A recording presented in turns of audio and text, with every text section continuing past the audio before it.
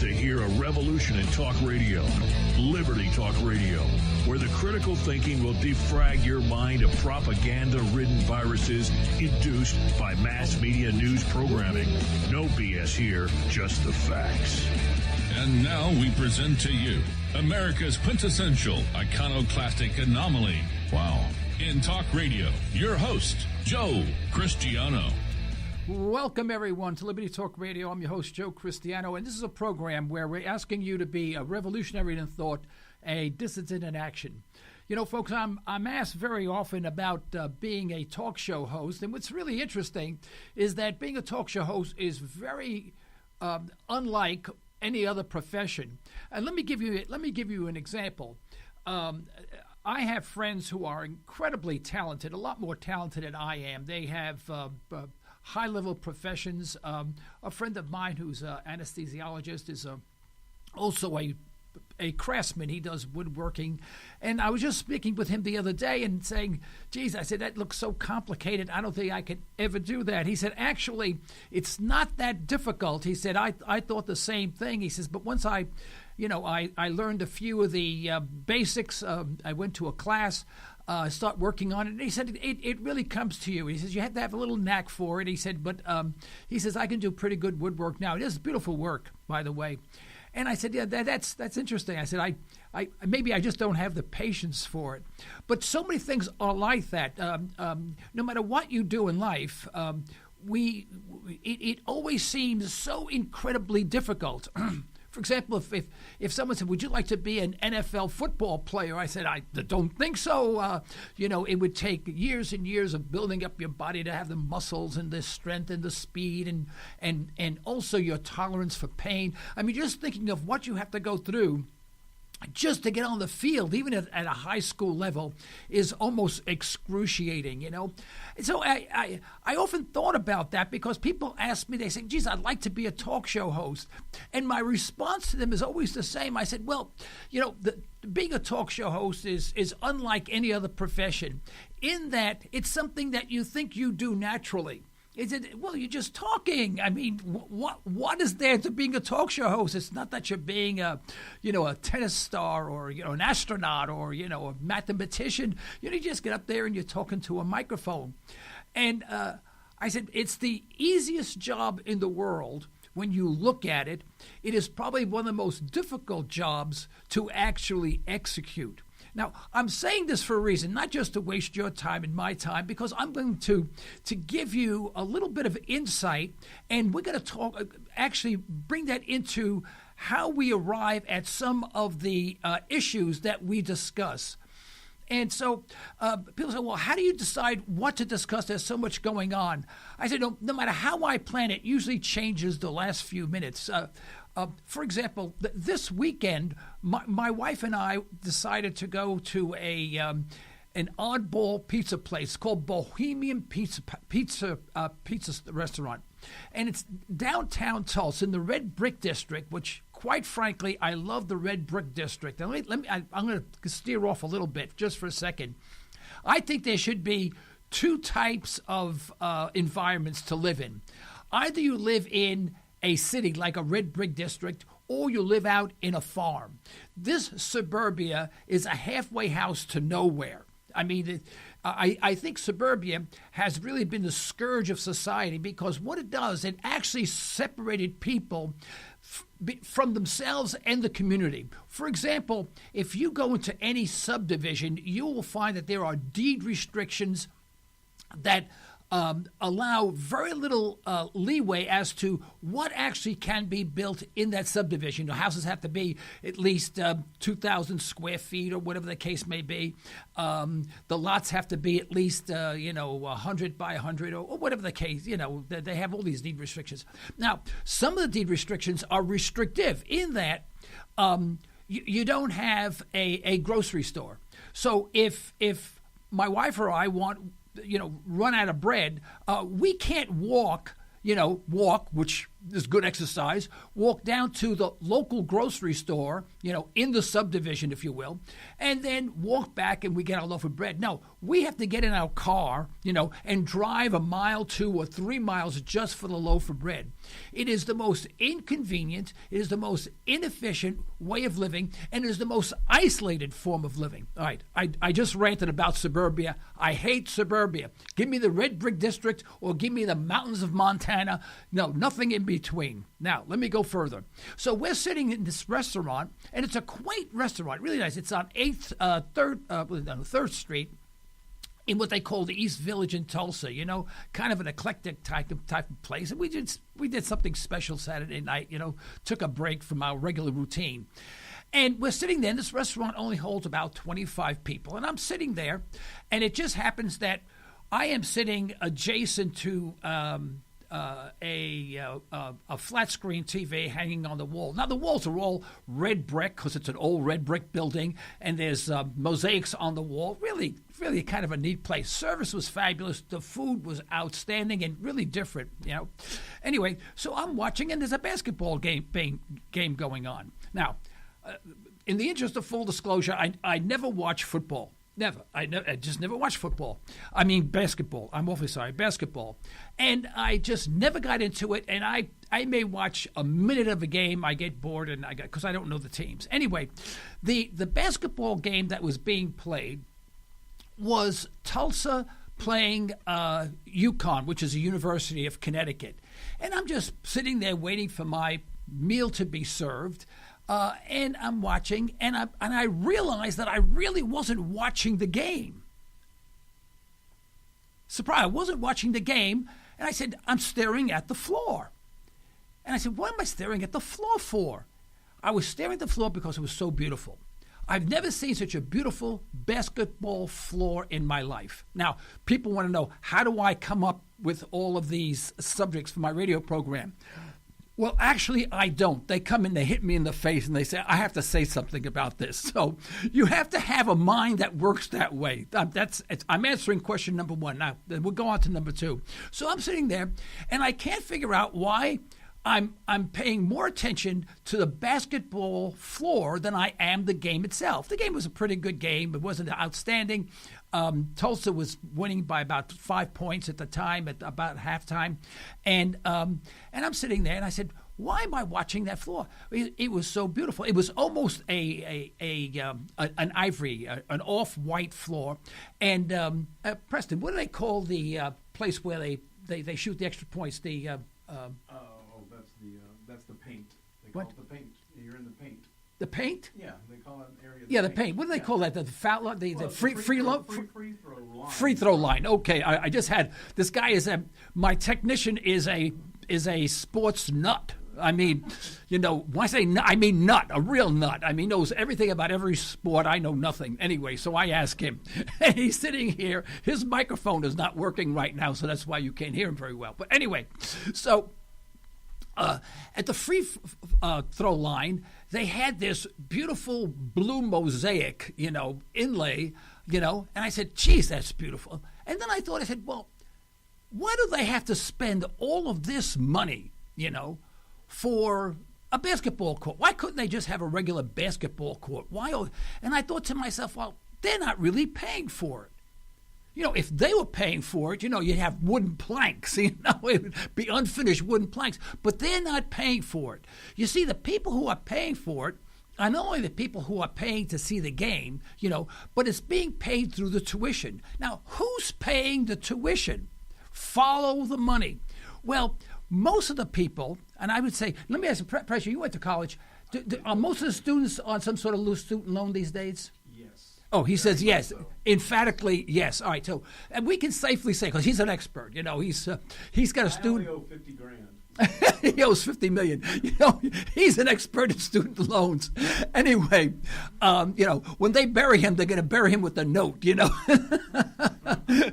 So here we are, and so you have students going to school, and when they're going to school, they can't afford the college today. Now, when I went to college, 4 years at a good university was about $4,000, $4,500, and you can make that up. I mean, even if you had a low-end job like I had, I started in advertising, didn't pay anything. Yeah, I could make payments on it and get out of debt within a couple of years. But when in a couple of years, it'd take about 4 years. But if I just made payments on it, but today. Students go in and they come out with $50,000, $60,000, $70,000, $80,000 worth of student debt, and this money goes to the schools directly from the government, and then basically the student is billed. Now, I want you to think of the logic of this. So the school gets all of this money, and every year tuition goes up 10, 15, 20%. Colleges now are out of reach, even for a degree in worthlessness from a college that you've never heard of before in your life. The University of Virginia, Phoenix University, all these colleges that have absolutely zilch standing, in the business community or the scientific community or the mathematical community or any community whatsoever. They're just paper mills. You're getting a piece of paper and paying a hell of a lot of money for it, and you can't find a job. Now, this is what I find fascinating. So this money that comes in, what do schools do with it? Well, they build these basketball courts that are just absolute, they're works of art. Now, they would never spend that money if it was a regular school with students paying tuition that they could afford. They would have and it wouldn't be a bad basketball court, but it would not be a work of art, that's for sure. And it just made me start thinking. Just think of what happens when a student wants to go to school. A student graduates high school, right, and gets average marks. I mean, we're not talking about a nuclear scientist here. The average kid, like myself, I was maybe average. Maybe. I cheated to be average, And so I wanted to go to school. I go and apply for a student loan. Now, I have no job whatsoever. Think about this. I have no job, right? I have no work experience, right? I have no means at all of ever paying this loan back until I get a very, very good job and start paying it years from now. And the government gives me a loan for 50, 60, 70, and maybe even more thousands of dollars. So I get a $70,000 loan for going to school, guaranteed within at least the next 4 years, I'm not going to be able to generate a dime. Now, think of the logic behind this. Now, what if I decided not to go to school, but I went to the bank and I said, I'm a craftsman, I'm a diesel mechanic, I'm an entrepreneur, whatever, and I'd like a $75,000 loan to start up my own business. And I'm pretty sure, and here's my pro forma, this is my projections on what I could do and whatever, give me a $75,000 loan. What do you think that bank would do, right? I'll tell you what the bank would do. The bank would call the lobby guard and have me escorted out. They'd say, get out of here. You don't qualify for a loan. I mean, I know you're industrious, you're hardworking and all that, and you're skilled, but we're not going to take a gamble on you. Get out, throw the bum out. We don't want to see you. Let us know when you start generating some big income, then maybe we'll consider you for a loan at a good interest rate, right?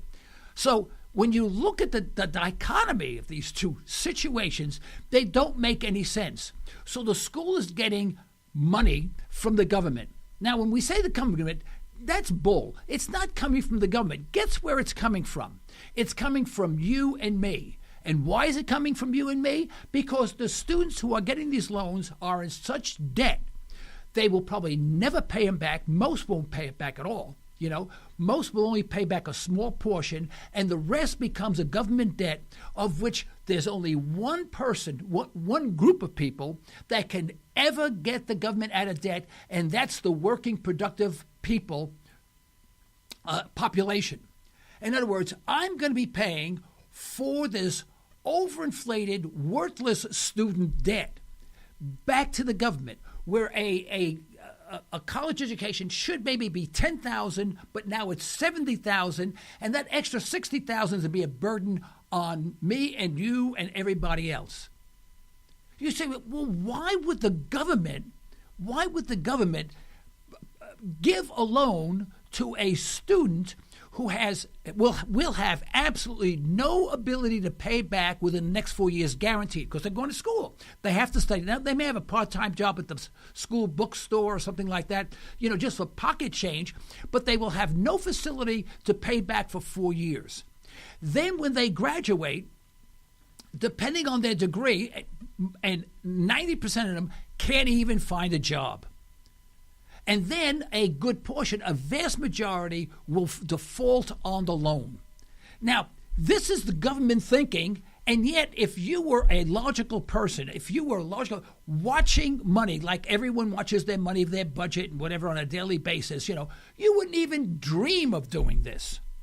Now, what's the harm? Well, the harm is, first of all, every time the government gives more money every year, the schools raise the tuition because the money's free. It's coming from the government. If the school says, it's not $75,000, it's $85,000, the government gives them $85,000. No questions asked.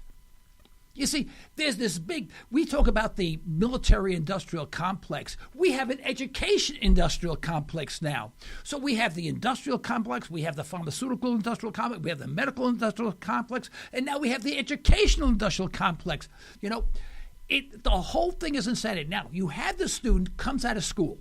Right? Follow this logic now of where this shows you where our America's going. Here we are, a student gets out of school, he has a degree in something real worthwhile like sociology, and he has a 4-year degree, gets his cap, he throws it up in the air, he goes out, can't find a job, right? He starts getting billed for his education, right?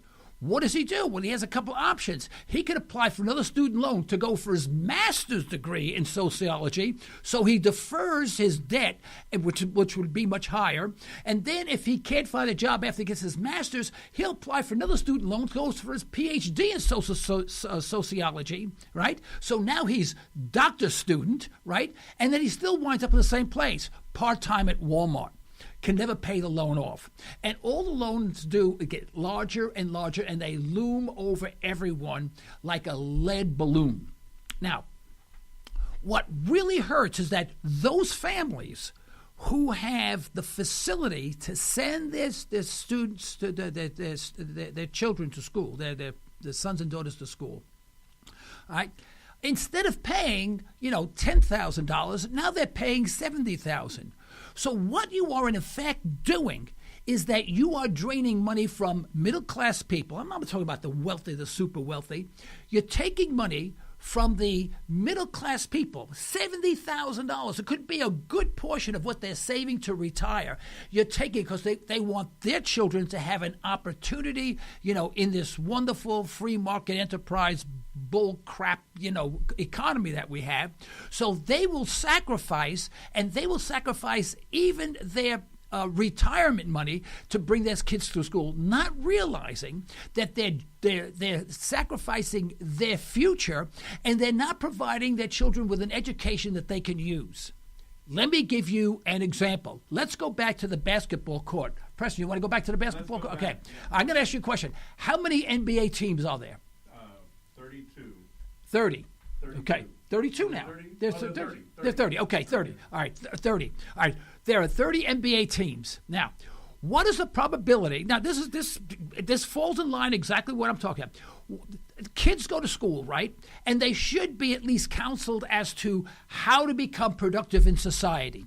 Kid decides, man, I want to play basketball. That's fine. Basketball is a great sport, good exercise and the whole bit. Play basketball until you drop. It's wonderful. But don't consider it.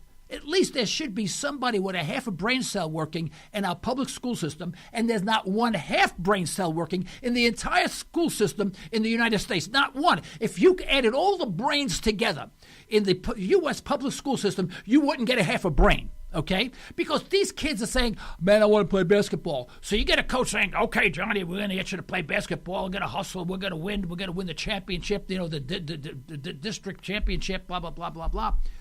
But how many coaches sit down and say, Johnny, let me tell you reality. Just like reality in a talk show, how it looks easy, runs tough. All right? Do you know how many schools there are with basketball teams? Thousands. there are thousands of high school teams, right, all with pretty good basketball players. Now, what is the probability that you, in fact, will go from where you are in high school to college? Because there's infinitely smaller number. And let me give you, Johnny, some statistics. The probability right now, the latest statistics show that if you want to go into the NBA, right, your chances of getting in the NBA from high school, if you're good, right, that means if you're a good player in high school, is 1 out of 8,932. That's statistics. All right, so 1 out of 9,000. Now, 1 out of 9,000, I can guarantee you stand a better chance of being a neurosurgeon, a much better chance of being a neurosurgeon, being successful, and if you do go through school as a neurosurgeon, you will in fact get a very good job, very, very good pay, and you'll be an upstanding person. You'll be looked up in your community as being, a very, very high level of society. The probability of you getting into college is extremely low. College NCAA teams, I forgot how many there are, but the probability, President, how many? I'm going to look that up. All right, we're going to look that up. 160 teams. About 100. That's 160. well. How many colleges have basketball teams? Yeah, I think it's up there. I'll look Yeah, it up it's right in the now. thousands. It's hundreds at least. Yeah, in the hundreds, right? Now, I thought it was like 800 or something like that. But anyway, the probability of if you're in college, in a good college, and you want to go to the NBA, the probability of you getting to the NBA, is 525 to 1. Now, would you ever take a bet and say, I want to bet you something, 525 to 1 odds? Would you ever take that bet? Well, no, you wouldn't. You'd say, no, that's a dumb bet to take. It's stupid, But yet, people who go to school, our bastions of education, of logic, of thinking, never even talk about that. You want to know why I'm down on our school system? Because it sucks. It sucks because I'm being nice, because I can't say what I want to say on the air. I'll get taken off. That's how bad it is. So you think anyone says, hey, Johnny, you want to be honest with you? I said, you stand a better chance of being a neurosurgeon, even if you don't get very good marks, you stand a better than going down the NBA. Now, let's go even further than that. We want to take this even further, because let's assume for a second that you are one of the 525 good NBA, NCAA college basketball players, and you get on the NBA. That doesn't mean you get to play. That means you're just drafted by the NBA. You may sit on the bench. There's only how many people on the basketball court, Preston? 5? There's going to be 10 total, but 5 on each. 5 on each team. All right. There's only 5 guys on that court. And if there's 5 good guys and you're sitting on the bench, guess where you're going to sit the rest of your life? On the bench. Now, how many players are recruited on the NBA, sit on the bench, and rarely, if ever, get to play, and then are dropped off and are replaced by somebody else? Well, I don't know the number there. I have to look it up, but I don't know the number. But I would suspect a majority of them. So although you may get recruited by the NBA, your 525 to 1 is now well over 1,000 to 1 that you'll even get to play on the NBA and stay on the team for any length of time and make any money.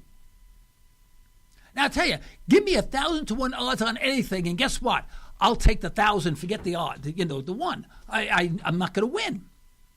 But yet, my point being is that we don't tell our students that. We don't say, hey, Johnny, yeah, I know you're not the best student in the world, but believe me, you stand a better chance of being a doctor, a medical doctor, than you do ever getting on the basketball courts. Let's play basketball for fun, but let's redirect your efforts into an area where you can be productive to society. Not our school system. No, I'm proud of my son. He won the game yesterday against this high school or this college and all that. All this garbage, all right? Now, I've known, in fact, I worked with a gal whose husband was played in the NBA, and he was on TV. He was on the Buffalo Bills. And he was number 88. He was a tight end. And I used to watch the games once in a while, and I would see him play. Now, this guy was in the NBA on the team. Now, he wasn't on he didn't play every play, but they would call him in and out, depending on the type of play. And his name was Reuben Gant. And his wife worked for me back, I'm talking 50 years ago, 40 years ago. And yet, as things happen, things turn over and he gets replaced and bingo, he's out. And he's out. I mean, what is he going to do? He's going to go someplace and say, "Oh yeah, I'm a football player." I mean, he has no skill. There's no unless he wants to be a coach at a high school and make some miserable money and deal with these kids who are unruly and ignorant and whose parents don't give a damn. That's not a very good career path. That's for sure. Going from the NBA to groveling for any job, is kind of a letdown. So, but my point being is that we do not educate, we do not inform our young people as to how to be productive in society. What we are doing is we are draining the middle class of the last vestiges of their wealth. Now, the middle class is dissipating. It's sort of going up in smoke because we're getting less rich as a nation. The middle class is divesting itself of its money. Money's going to those people who are less fortunate, less educated, who don't have jobs, and of course to the filthy rich who have connected. The 1% filthy rich have connections in Washington D.C., that area, all right? But the people in the middle are being sucked of every single dime that they have, right? And this is just one way. There's dozens of ways that this is happening. So here we have the government sucking the money indirectly out of the middle class to send their children to school to obtain degrees in worthlessness, of which when they graduate, right, if their parents don't pay for them, cannot pay their loans off because they can't find a job, because they have a degree in worthless, because not one person sat down to them and said, "Johnny, the probability of you playing basketball and you getting on the court is about 10,000 to 1. It ain't going to, not 1,000 to 1. It ain't going to happen. Unless you're just extraordinarily, you're 7'4" and you're so extraordinarily good, you're that 1 in a million. And Johnny, you're good, you're a real good basketball player, but your probability is about nil, So play basketball, have fun doing it, but let's redirect your attention in becoming a productive member of society. We don't do that, right? All we do is suck money out of the middle class, give it to the government so the government could pay for the schools. The education industrial complex, those people are getting wealthy as all hell. And I love school teachers because school teachers consider themselves so professional, but they have to belong to a union. If I'm a professional, I don't want to belong to a union. If I want to be a teacher and I know I have to belong to a union, I don't want to be a teacher. And then, of course, they need tenure so that in the event, after 10 years, in the event they decide to do nothing, they can never get fired. Here's another statistic that you'll love. In the free markets, in the marketplace, right? Regular jobs, free market jobs, private jobs, right? The number of people who get fired is something like 10% a year. There's about 10% rate of people being fired for non-performance. In the school system, it's less than 1%. You can't get fired. It's almost impossible. You can be a slob, you can do nothing, and if you have tenure, you can't get fired. And even if you didn't have tenure, it's a cold day in hell for you to get fired because the union will be all over they'll close the school down. So you have incompetent people not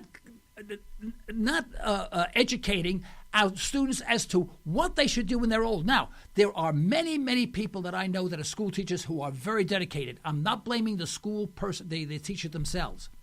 Don't get me wrong. I'm talking about the system and not don't write to me and say, well, my aunt is a very dedicated. Yes, I have several people in my own family that are very, very dedicated, to the core, and very, very good teachers. Most of them are high school and grade school teachers, and they're very dedicated to it, and they do a very, very good job.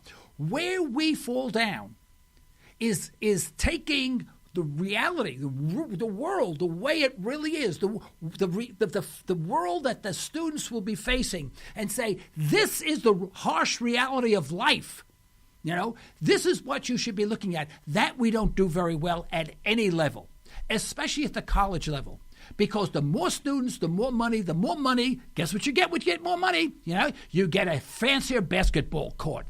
And that's where I go full circle. And so here I am. I'm trying to enjoy this Bohemian pizza, and I'm getting hacked off. That's being a talk show host. Things have to really bother you, because if they don't bother you, you don't think them through. If you don't think them through, you don't have a talking point. So if anyone wants to know how to become a talk show host, speak to me or listen to this broadcast. It'll give you an idea. If you can't do that, and if you're afraid to do that because you feel like, well, it's not very positive, if you will. It's a negative connotation. Then stay away. You don't belong there. I just got to notice is 1 out of every 365 NCAA players make the NBA. It's 565. What? It's 565. 525. Right? Oh, okay. You looked at the wrong place. Okay, all right. 525. I looked it up yesterday. Yeah, right. No, we haven't disagreed. Anyway, no, I'm serious. You may be right. I looked it up yesterday. It was 525, okay. But it's immaterial. Right, exactly. It's almost immaterial. Once the odds are less than 2 to 1, you're finished. It's got to be now. 2 to 1 is one thing. 300, 400, 500 to 1. Would you take a bet, Preston, on that? No. I said I'll bet you 500 to 1 on this. Would you take the bet? No, and I lost a lot of money here. No, he lost a lot of money doing that. You say he went to our school system. They didn't teach him that 500 to 1 is bad odds, Okay, listen, we've already killed a half hour. I had a great time ranting into this microphone. I think it's broken at this point, But let us stop for station identification. We'll be right back. Don't go away. You're listening to Liberty Talk Radio. Political talk derived from a historical perspective. Not always palatable, but good food for thought. Pure libertarian talk with host Joe Cristiano. LibertyTalkRadio.com.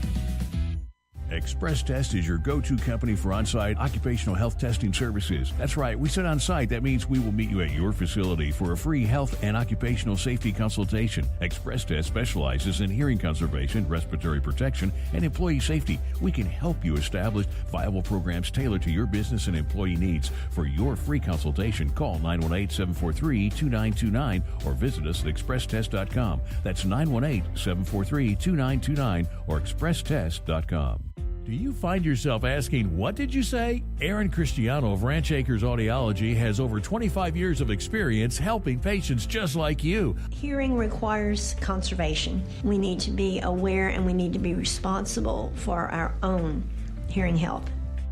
Understand more with a little help from Ranch Acres Audiology. Call 918-749-7711. That's 918-749-7711 to learn more. We'd like to thank attorney Constance Squires for her support of Liberty Talk Radio. If you want a comprehensive way to affordably avoid legal issues, call Constance Squires. For a free consultation, call 918-254-9283 or go online at isthyWillDone.com. This isn't your typical talk radio show. This is Liberty Talk Radio. Folks, this is Joe Cristiano. You're listening to Liberty Talk Radio, where we are asking you to be a revolutionary in thought and a dissident in action. And this is what we're talking about today. We're talking about student debt. Now, I want to go one step further on this one subject that people like to gloss over and say, well, everything's okay. Let us all be positive. I'm positive that I'm absolutely right. I don't want to be positive that I'm absolutely wrong and then to be happy about it. It doesn't work that way. You have to understand that those people who should be the most productive people in our society are those people who are graduating high school and graduating college. Both. And they should be going into trades. They should be going into professions, whether it be advertising, whatever the case may be, the medical profession or whatever. All right? This is not happening. So what do you think demographically is happening to us as a nation? Well, we have a smaller group of people being born. Those people that are being born are going to school and graduating ignorant, without a trade, without a degree that can provide them with a good job, right? And we have more people my age who are now starting to take out of society what we put in for 55 years. Okay? Now, I'm going to be 72 years old in the next couple of weeks. Happy birthday, Joe. Thank you very much. Thank you. Thank you very much. 72 years old.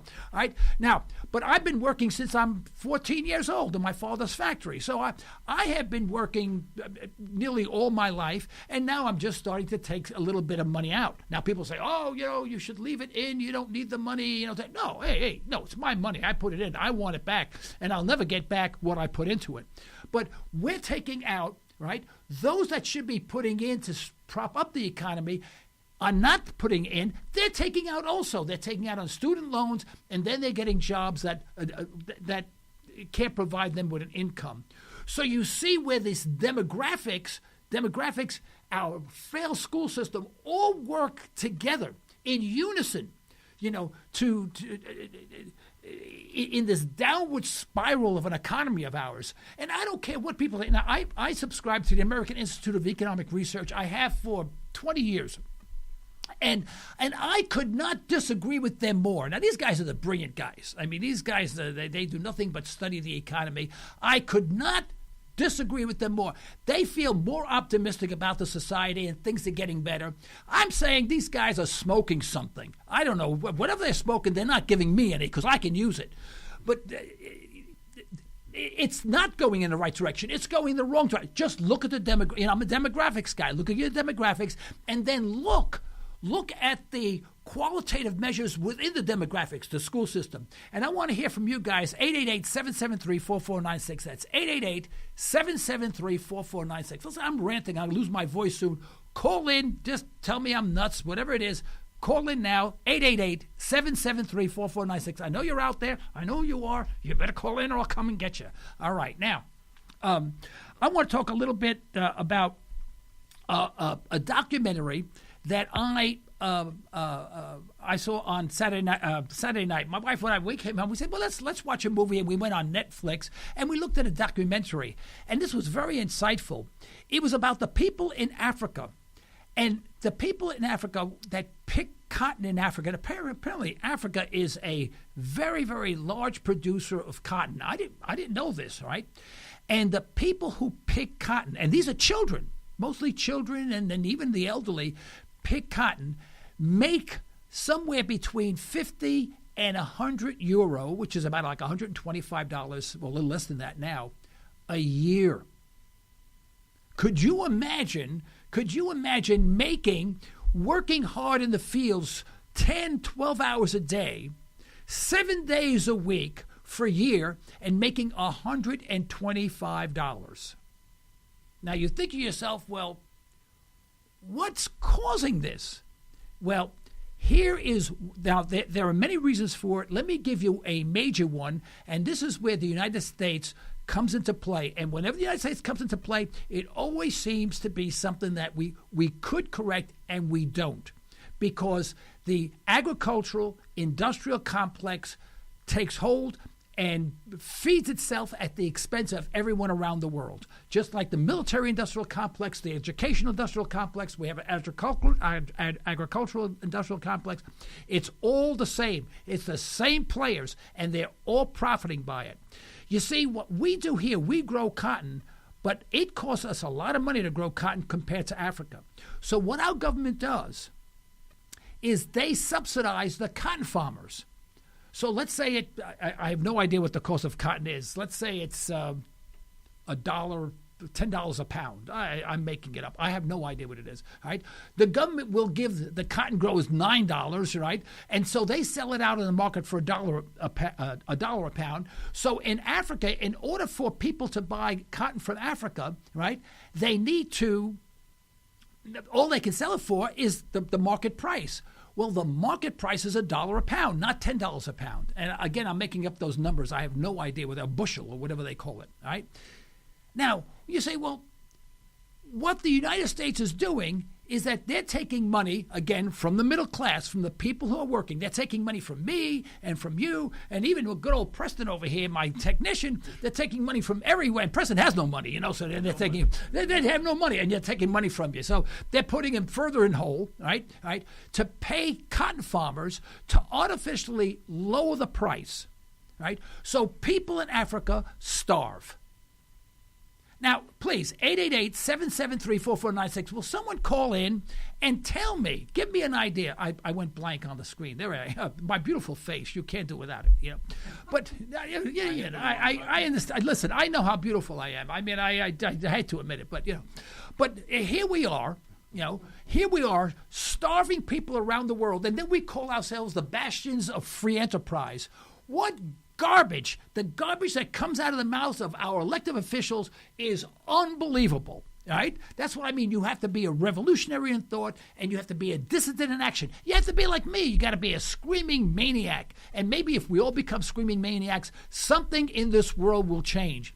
Because the world will change if the United States changes. But provided we continue going on the same path that we are going now, right, we will selectively destroy parts of the world as we are destroying the cotton crop in Africa. If we really care, where are our prostitutes or what not prostitutes, what do they call them? News announcers, the prostitutes, our press corps. Gerald Celente, I love that guy. We lived on the Hone Avenue. Believe it or not, we lived in the same street together. Near Arlington Avenue in the Bronx. Yeah. Anyway, but he calls them, and he's right. Now, see, I call our politicians criminals. Now, people say, Joe, how could you be so crass as to call them criminals? And how could you justify that? Well, first of all, there are some that are really work hard and really want to see the United States do well, vote very well. You never hear from them. They're not on any committee. They're not on the Appropriations Committee. I mean, they wind up in office for a term or two, and then they get discarded. But for the most part, a majority of them are criminals. And the reason why I say criminals, and I mean criminals, is because if you or I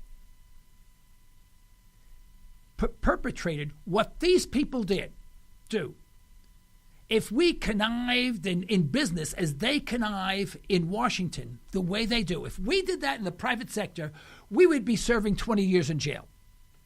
We wouldn't get away with anything. These people do what we are not allowed to do, and they get away with it. Even those people who are caught red-handed, I mean, all the evidence in the world. And, of course, then there's a hearing, and they ask the person questions. The person gives you some nebulous answers, and they say, well, we're going to deliberate on your answers, and then you never hear from them again. And then they wind up getting a better job in Washington, a higher level, making even more money. I mean, these people are criminals because if we did what they did in the private sector, same thing, we would wind up in jail. So if we would wind up in jail, that means we're criminals. If we're criminals, guess what they are? They are criminals. And we should look at them that way. So don't forget to vote. Remember that. Geez, I'm going nuts today. I think I'm going nuts today. Brett Preston? Well, I think you're already there, but that's just my personal. Yeah, he says, I'm already there. What are you going to do? Way too long. Yeah.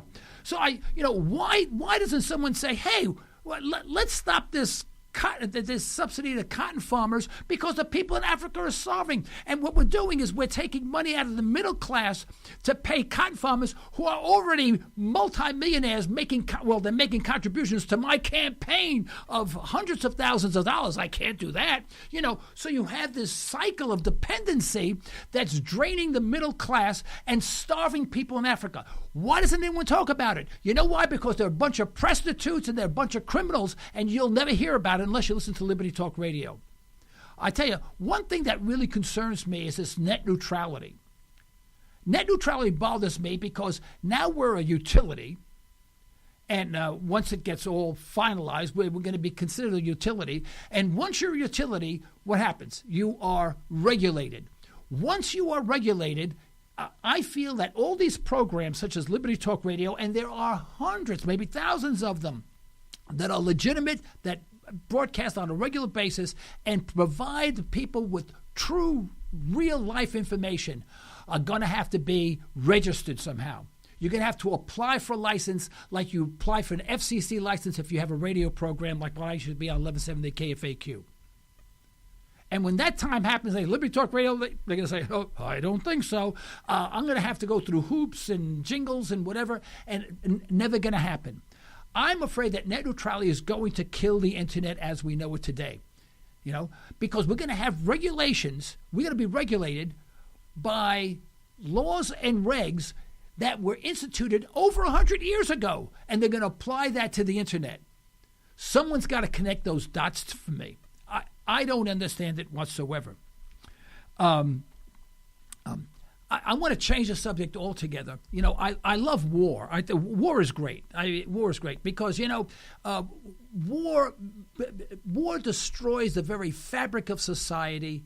And is there a problem? No. I'm sorry. Okay. Very fabric of society. There's no higher form of hatred. It's the epitome of hatred is war. And yet, what we do is we are constantly perpetrating war. We are perpetrating hatred around the world. And we want to know why other countries hate us. Why other countries hate us? Because we hate them. How do we hate them? War is hate. It's the highest epitome of hate that you can find is war. Killing other people. Now, that doesn't mean that if we're minding our own business and someone invades our shore, that we don't protect ourselves. But when we go over there and dictate the fact that, or classify a certain group of people as being, well, they're probably bad people, we need to get rid of those people. We are broadcasting hate around the world. And if we want to know why there's ISIS and there are other radical groups that are trying to eradicate the United States from the Middle East, just think, who's the one perpetrating the hatred? Is it really ISIS? Or is it the Western powers who are going into the Middle East and perpetrating hatred? In fact, we talk about Iraq. Where did Iraq come from? Iraq is a made-up country, is a fabricated country designed by the British Empire based on what they perceived would be of best interest to them. There's no Iraq. There was no country of Iraq. What about Israel? Israel was not a country. What they did is they told the Palestinians, get out, we're going to give your land to the Israelis, and people got upset. Then they say, well, geez, these people are terrorists. Wait a minute. Well, you just took their land away. If someone came to you, had a farm, and someone came to you and said, oh, by the way, get off your land, we're giving it to somebody else, what would you do? You'd fight back. You'd fight legally every way that you can, and if you couldn't, you may even get your shotgun out. But when people do that to us, we say, oh, look how terrible these people are. We have to fight back. We have to send more troops. There's something wrong with the American mentality. And the thing is, we've been so conditioned over the years to think this way, we actually think war is good and right. Now, understand, if we stopped all of these wars, we brought all the soldiers home, we closed all the foreign bases, we dry docked all of the aircraft carriers, which are offensive weapons, our economy would collapse within a week. Now, of course, we would eventually build up, become a very strong nation because we wouldn't have any more debt. We wouldn't have this $1 trillion worth of debt every year. But we won't go through the pain. We'd rather persist it and for it to get worse and worse and worse until the very weight of war, of debt, gets burdened so high and so heavy on us that it collapses under its own weight, and then the politicians can make some sort of excuse as to why they have to confiscate our funds in order to get ourselves out of this malaise that we're in. Let me give you an example. Greece now is invading pension funds in order to pay its debt. Now, just think of that. People who have worked and put money into a pension, that money's going, and in turn, they're getting long-term Greek debt. as sort of a compromise back to them. Well, what value is long-term Greek debt? Zero. I mean, it's never going to be paid. Greece is bankrupt. It's like me going up to someone who's bankrupt, right, who has no money at all, who's in debt up to their eyeballs, and me giving them $20 and saying, the guy says, I'll pay it back next week. What's the probability of me getting paid back? Zero. Never going to see it. The guy's going to take that money, eat, and then borrow another $20 because he's going to get hungry again. But Greek is now invading pension funds. They're having what they call bail-ins. Then we have names for everything. We don't call things what they are. We don't call battlefields. We call them theaters. The Iraqi theater. This is a play. This is people are not getting killed. This is phony. I mean, this is stuff that you watch on television. Vietnam was a theater. It was a bloody, dirty, filthy battlefield. But we don't want to think. We don't want to think, and don't forget to vote. Folks, we have to become revolutionaries in thought and dissidents in action. Right? What we should be concerned about as well, another thing that came up is carry trade. Now, most people hear that term, have no idea what it means, and basically what the carry trade is that if one country, by the way, our toll-free number is 888-773-4496. Let me hear from you, 888-773-4496. We have people on the board. If you want to ask a question, just press a button, the number 1 button, and then we'll put you on the air. And you can yell at me. I don't care. That's fine. Just turn me off for a while. Maybe I need the rest. But the carry trade, let's say Japan has zero interest rates or negative interest rates. Well, we borrow money from Japan, right? No interest whatsoever, practically no interest at all, right? And we take that money. Let's say we borrow 100 million yen from Japan, and we invest it in a country that's paying 4%. Well, we do nothing other than convert one currency to another and get 4%. Right? We sit back and relax and make a hell of a lot of money. That's the carry trade. Carry comes from the term they carry the money over from one day to the next. They're carrying over the debt from one day to the next, and you're trading one currency for another. That's called the carry trade. Okay. Now, I don't deal in that. I've often been tempted to do that because many people make tons of money, and if you look around, especially in Tulsa, there are people. There are no companies opening up, no manufacturing opening up. They're either boarded up or they're so old they're falling down. But there's one type of building that you find on every street corner. Almost every month a new one goes up, and that's a bank. And I often thought, how could we have so many banks? We have on the corner of where I live, down the corner, less than 1 mile away, there are 4 banks on one corner, and it's not a major intersection. 4 banks. Now you think, and you never see any cars there. There's never any cars in the parking lot.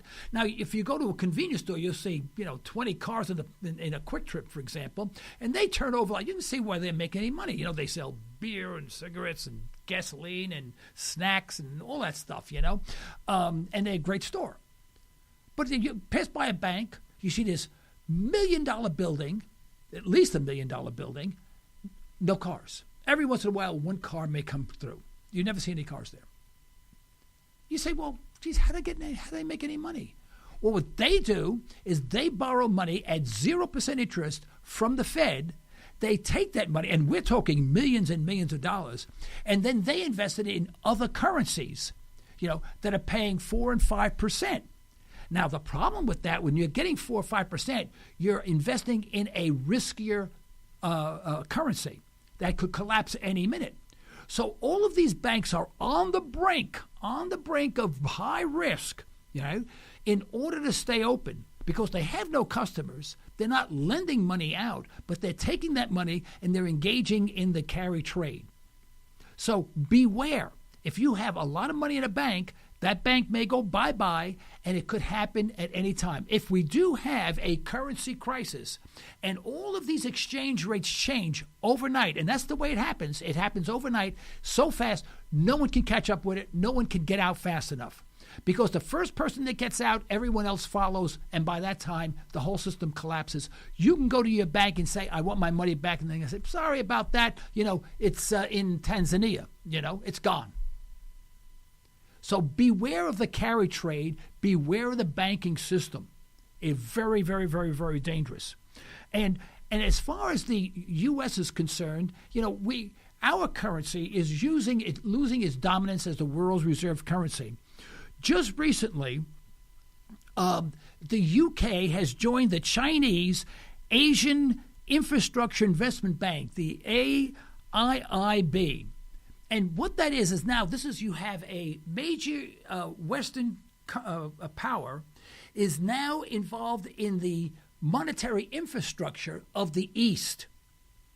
This is what's happening. Money is going from the West to the East. And when we lose our dominance as the world's reserve currency, the ball game is over. All the money around the world that's used in reserves for trade is going to come back to the United States and enjoy your $40 loaf of bread, because that's what's going to happen to the dollar. Anyone who has money, most of their money in currency, not money, but it's currency in U.S. dollars, is at extremely high risk, because no one knows. It may go on for years, it may go on for decades, but it's a high risk on a day-to-day basis of that currency becoming worthless. I have just a minimum amount for my businesses. I have money. Obviously, I have a lot of money in businesses that I need to keep for working capital and whatever.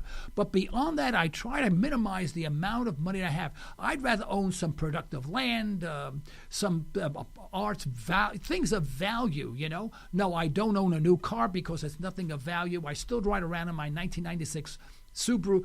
Preston, I have 284,000 miles on that thing now. But I don't invest money like that. I put money where things of value, whether it be commodities or whatever. And right now I'm getting murdered in commodities, I've lost a ton of money, but it'll come back. I got to live long enough for it to come back. So I anticipate that I'm going to live a long period of time, all right?